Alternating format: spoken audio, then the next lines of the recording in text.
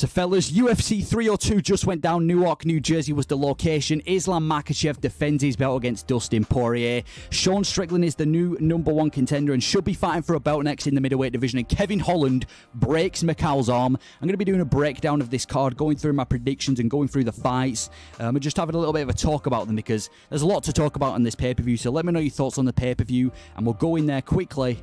And before we get into the actual breakdown, I went 4-0 on confident picks. Yeah, these were the confident picks as I predicted, all of them being correct. Well, I guess the Gelatin Almeida one didn't end in a TKO, but it ended in, you know, a submission, which I expected it to happen in the first round as well. So, yeah, 4-0 on confident picks. I think I knew all of these fights were going to go one way. Ailin Perez versus Edwards was probably the one I was least confident with, but it still ended up going the way I did. So, if you put the money where my mouth was, you'd have made some dong. So, yeah, I just want to make that little flex there, 4-0 on confident picks. But the breakdown of the card, we'll go in there with the first fight that I predicted, which was Gelatin Almeida versus Romanov, which obviously got moved down to the prelims.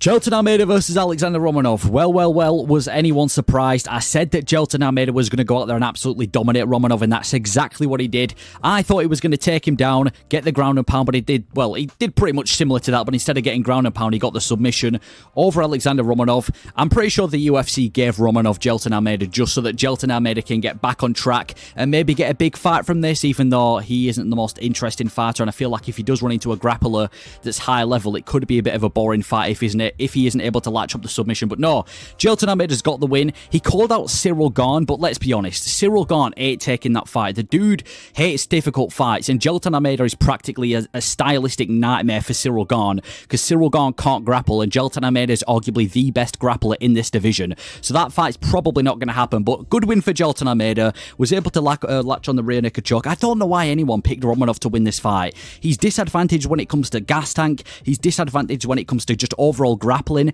Gelatin Almeida is beating top-level opponents, so it was obviously Gelatin Almeida was the obvious pick going into this fight, and obviously because of Romanov's gas tank is so bad, I expected Almeida to get the finish in the first round, which he did. So good win for Gelatin Almeida. Hopefully from now I guess he can get a big fight, but yeah, I'm not sure who they're going to give him because he obviously the loss to Curtis Blades, but I'm going to be honest, it is impressive for Gelatin Almeida, because if he can do that to a guy like Romanov, which like I said, he ain't a top guy, but he's still a good grappler, he's Alexander Romanov, and he's really big. So if Almeida can do that to Romanov, it just makes you think what Almeida can maybe do to the other guys in the division, like an Alexander Volkov or maybe even a Sergey Pavlovich, because it's looking like Almeida might be the most promising grappling prospect in the heavyweight division. But good win for Gelatin Almeida. I hope next time listen, it wasn't a boring fight because he got the finish so quickly, but like I said, I'm scared that if he isn't able to get the finish, it's going to be a super slow-paced, boring fight like we saw with the Derek Lewis fight. But good win for Gelatin Almeida. Can't wait to see what he does next. Well, I wouldn't say I can't wait, but I want to see what he does next.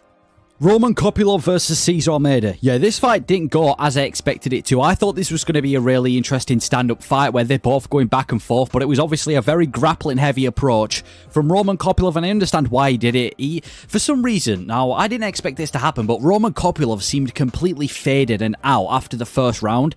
There wasn't too much going on in the first round. I know he was able to drop Cesar Almeida in the first round and then obviously went for a grappling exchange for the rest of the round, but it didn't seem like there was too much action to the point where he'd be worn out. I expected Kopylov to pick up the pace after the first round rather than seem like he had nothing left, and obviously he kind of just wanted to take it to the ground. It seemed like after the first round Cesar Almeida was doing the better on the feet, but obviously completely inexperienced when it comes to grappling, and that is exactly why I picked Roman Kopylov to win this fight. I said this before, too many people were picking Cesar Almeida to win because of his kickboxing background, and even though he does have that, this is an MMA fight. Base it off what you've seen in MMA so far, and that's why I went with Roman Kopylov. Even though I expected him to do the better on the feet, you've got to include the grappling as well, which he was able to obviously use to win this fight. Wasn't the most interesting fight, wasn't the stand-up fight that I was expecting to see, but Roman Kopylov utilised the grappling to beat obviously an inexperienced grappler in Cesar Almeida and was able to get it done.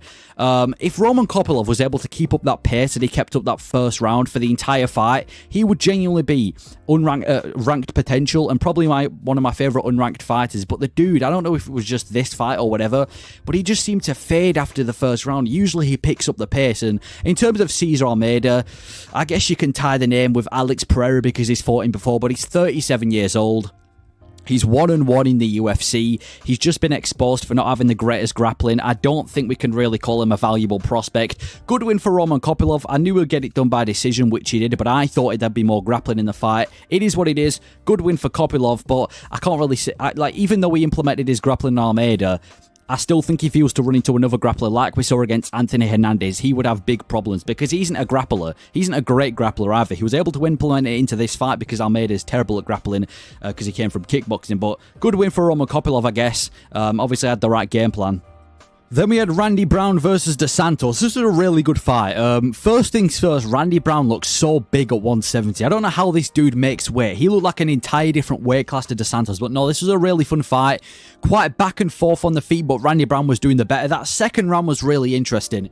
Like I said, Randy Brown is such a goofy striker. He got caught by a shot in which initiated a grappling exchange from Dos Santos. Randy Brown, obviously, a rear naked choke attempt from Dos Santos doesn't get it, and then immediately reversed by Randy Brown towards the end of the second round. That was a really fun round. Every now and then, Randy Brown had clipped Dos Santos with a knee. He cut Dos Santos with a knee at one point as well. It was overall a really fun fight. Some other things that I've got to talk about, mate. At the beginning of that first round, the crowd were going wild. I was wondering what they were going so wild about. Apparently, they were like chanting "fuck Joe Biden," and I think Donald Trump was like egging the crowd on, so the crowd just started going wild. It was like those two different shows at once. And that referee, man, I don't know what was going on with that referee. That first round, Randy Brown kind of eye-poked Dos Santos. Referee didn't give Dos Santos any time. I'm quite concerned as well because multiple times throughout this card, we've had so many like eye pokes, and I thought these new gloves would specifically designed to get rid of that, but I predicted Randy Brown to get the decision. He got the decision.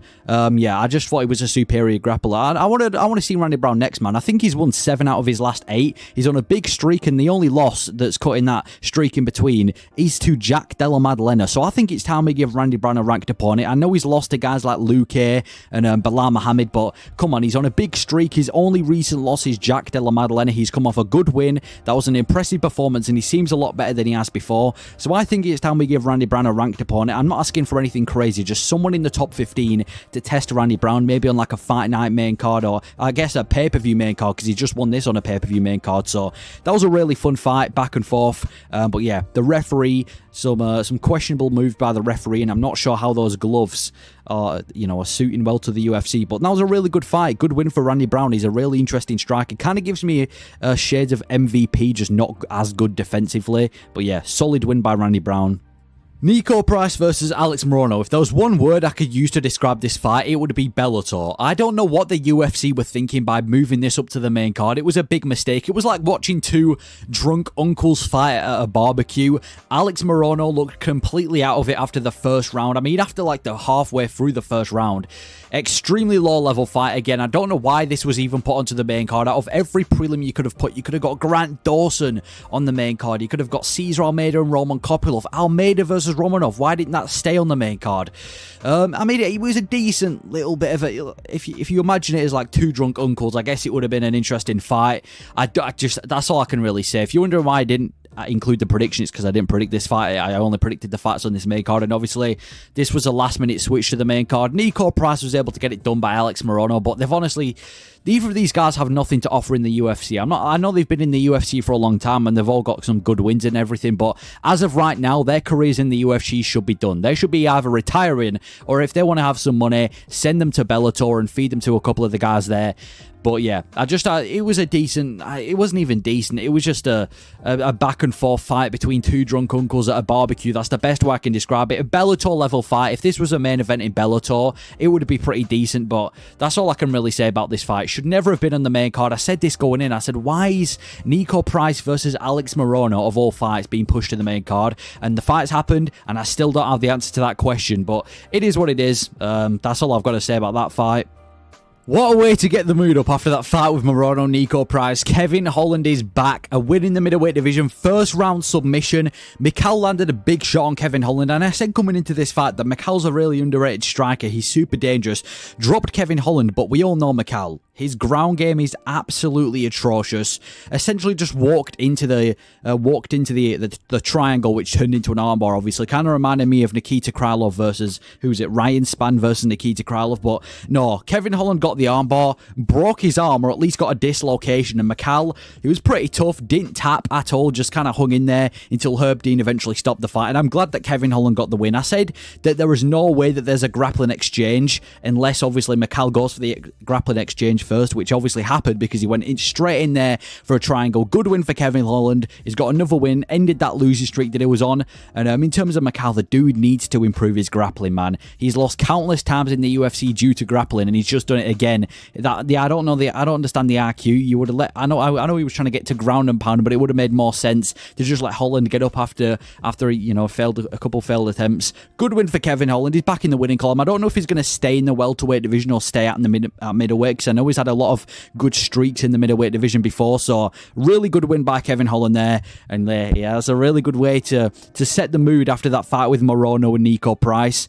But yeah, if Holland wants to stay in the middleweight division, I know he's fought in the middleweight division before. He's had a good couple of wins, so we can definitely hang in there. Good win for Kevin Holland. And in terms of Michal, listen, the dude just, I don't know, man. He needs to go to Dagestan. He needs to do something to improve his grappling, because this isn't the first time he's lost due to grappling. It's time and time again.